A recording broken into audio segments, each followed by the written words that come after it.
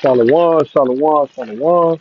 I want to start off by giving all praises to Yahweh, Bahashem, Yahweh Shai, Bahashem, the Paul Kadash, giving double honor for the Fox Edification Millstone, peace and blessings, much pushing the truth and sincerity, upon Yasharala. All right, first and foremost, I just want to say I'm kind of outside of the elements right now. So if you're listening and you can't hear the video, throw it in the comments so I can redo it.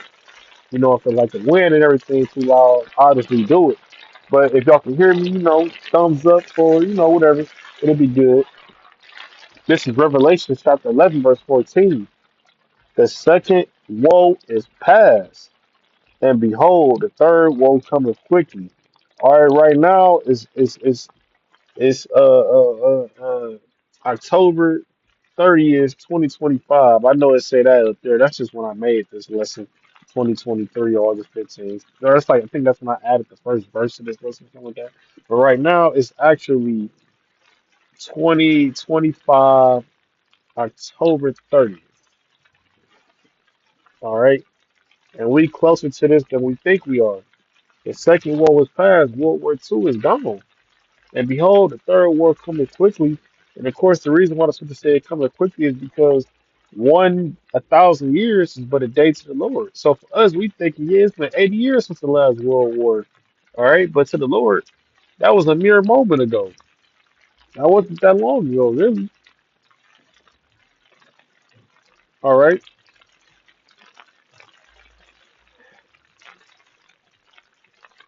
And the third war was in the scriptures. Obviously, it's in Revelation 11 to 14, but got the Valley of Jehoshaphat. When we go into the book of Joel to talk about World War, because that's where all the heathens, he going to bring all the heathens together and fight against them. All right. This Revelation chapter 9, verse 15. And the four angels were loose, which were prepared for an hour and a day and a month and a year, for to slay the third part of men. The third part of men going into Esau, Edom. You got the three classifications of men. You got the son of God, all right, which that's the Israelites. You got the son of man, which that's the heathens, and then you got the wicked, that's the Edomites. And of course, through the spirit, you use discretion because sometimes it'll say son of man, and it'll be talking about how the shot is scripture. So you use discretion, you use context clues. Obviously, if the disciples is talking to Yahushua and they say son of man, they're obviously not talking about the classification of heathens, right? So we use context clues. We use like Isaiah say, here a little, there a little, line upon line, precept upon precept. All right. You know, it's gotta be able to link up with the whole doctrine to make sense. All right, just throwing that out there. But it say, and the number of the army of the horsemen were 200,000, 200 million. And those horsemen is going into the not the missiles, but the warheads on the missiles, right? It says, and I heard the number of them, and thus I saw the horses in the vision, and them that sat on them, having breastplates of fire and jacksmith, which this is going into the missiles, breastplate of fire. That's the fire he said coming off the missiles. You know, to shoot off. It says, and brimstone, and the heads of the horses, whereas the heads of lions. All right, 'cause when you look at a missile, all right, when you look at a missile, that when that fire is coming off the back, and then you got the it look kind of like a mane, right? You gotta look up what a mane is. Look up a lion's mane. The hair around his head. That's what a missile look like when you think about it. It says, and the heads of the horses were as the heads of lions. And that right there show you it ain't talking about a literal horse. How could the head of a horse have the head of a lion? This is parabolic. The prophet John the Revelator, he was describing it the best way he could. He never seen a missile before. So he used things he knew what they looked like and he described it the best way he could. He couldn't write in the scriptures when I saw missiles being shot off that said USSR. He couldn't read English. Who's to say he even saw a USSR on it? You know, he just described them. It says, and out of their mouths issued fire and smoke and brimstone. That's what I'm talking about. think about that. That's talking about the missiles that are going to be used. We're not going to be in the year 2050 talking about, yeah, these are the missiles they almost used in World War III.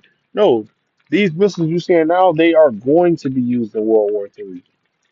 No ifs, ands, or buts about it. Jeremiah 50, verse 14. Put yourselves in array against Babylon round about. Who is they? These are the other nations that are going to turn their back. So we're talking about how the beast hate the whore. And you got Russia already against it. You got a lot of opposites. The whole world is going to hate this place. But the Lord going to put the spirit on them to hate this place. All right.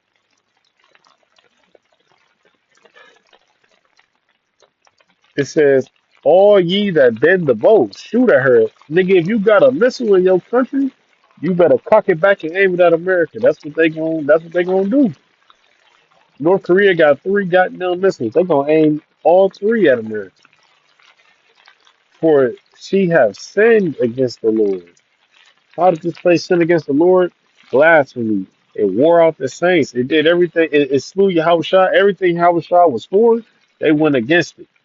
They made man on man love legal. They made money God. They made themselves God, so called, right? They made going off pedestal. They made abominable food delicacies. They made you think you was a shit if you could eat shrimp, crab, lobster, pork. All right, this place is completely against the Lord. That's why he gonna do what he gonna do to it.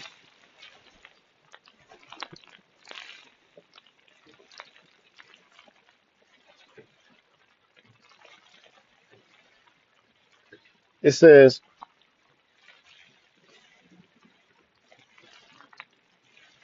"Shout against her round about. She have given her hand. Her foundations are fallen, so she's gonna be broken down to the bottom. Her walls are thrown down, no protection. For it is the vengeance of the Lord." So this is of the Lord. People wondering why is America falling? Why is America going to get hit with missiles? Because the Lord wants his vengeance. All right. These are the same people reincarnated that killed Yahweh, murdered Yahweh Shah. All right. For it is the vengeance of the Lord. Take vengeance upon her as she have done do unto her. So all that blood spill America was doing, and you don't even think America ultimately it only mattered what she did to the Israelites, right? The Hebrew Israelites. These so-called Negroes, Latinos, and David and Son of Indians. That's what it mattered about. But look what it did to the rest of the world. It made these niggas get McDonald's. It made them push Moism, all type of stuff. It pushed wickedness on the whole world. All right. Joel chapter 2, verse 1. Blow ye the trumpet in Zion, and sound an alarm in my holy mountain. Let all the inhabitants of the land tremble, for the day of the Lord cometh. Blow when you blow a trumpet, niggas ain't dancing. This ain't Louis Armstrong or whatever nigga name is. This ain't a fucking mariachi band. When you blow the trumpet in the ancient world, that's a sign of war. That's a sign of impending danger. All right. It says sound an alarm in the holy mountain. The holy mountain is talking about Israel. When you talk about mountains and hills spiritually, they represent governments, they represent bodies of power, they represent nations, but mainly just governments, though. So the government of Israel will be considered a mountain. This is a great mountain. And Israel is a people before it's a place. It ain't talking about the literal, the mountain of Israel and Ephraim. No, it's talking about the people. The holy, holy meaning separate from Kodash. We separate while we got the spirit of the Lord. I can go into that verse all day, but really it's just telling the people, the nation of Israel, to just be alert. The times of the Lord are at hand. The day of the Lord is at hand. Let all the inhabitants of the land tremble. Why? Because great times is coming. Y'all people gonna be in fear for what's to come. For the day of the Lord cometh, for it is nigh at hand. Damn, I was quoted right before I read it. The day of the Lord is darkness and not light. All right, according to the New Testament, which I'll grab that too later on. A day of darkness and gloominess, a day of clouds and thick darkness. The fucking missiles gonna block out the sky. And on a spiritual level, it's gonna be all hell out here. Y'all people gonna wish y'all had a moment of happiness. As the morning spread upon the mountains, a great people and a strong there have not been ever. And that great people is talking about the missiles. I got a little footnote right there, but I'm on point with that. A great people like never seen before. That's talking about the missiles. Because when the missiles get used, we never gonna see something like this again. You got to remember when you go to, I think it's Ezekiel, I think it's 37, might be 38. Talking about how they gonna beat their spears into plowshares, and there ain't gonna be no need for weapons of war no more. Because the greatest war of all time is gonna happen, and the world gonna be at peace after. Ain't gonna. That's the Lord said it. Ain't gonna be no more wars after this war. All right. It says that have not been ever like that there have not been ever the like, neither shall be any more after it. That's what I was saying. Ain't gonna be no more missile wars. Ain't gonna be no more wars at all after this one. This is the war to end all wars. Even to the years of many generations, meaning forever. This is it. All right. Hope that was edifying. I want to give all praises to Yahweh, Bahashim, Yahweh Shai, Bahashim, with Prophet Gosh, giving double honor to the Apostle Elder Greg Millstone.